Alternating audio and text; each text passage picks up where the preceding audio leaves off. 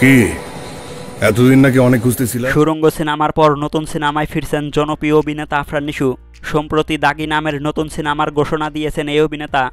একটি ভিডিও বার্তার মাধ্যমে নতুন সিনেমার ঘোষণা দিয়েছেন আফরান নিশু।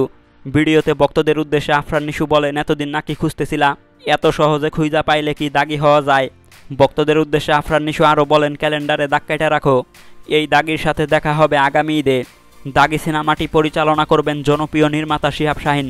দাগি ছবিতে আফরান নিশুর নায়িকা হিসেবে থাকবেন জনপ্রিয় অভিনেত্রী তমা মির্জা। অন্যদিকে আগামী ঈদে মুক্তি পেতে যাচ্ছে শাকিব খানের বরবাদ সিনেমাটি। ইতিমধ্যে বরবাদ সিনেমাটির প্রথম পোস্টার প্রকাশিত হয়েছে। বরবাদ সিনেমার প্রথম পোস্টারেই ভক্তদের নজর কেড়েছে শাকিব খান। বরবাদ সিনেমায় শাকিব খানের বিপরীতে দেখা যাবে ইদিকা পালকে। সবকিছু ঠিক থাকলে আগামী ঈদে সিনেমা হলগুলোতে জ্বর তুলবে ছবিটি, যার মাধ্যমে আগামী ঈদে দ্বিতীয়বারের মতো ক্লাসে যাচ্ছে শাকিব খান এবং আফরান নিশু।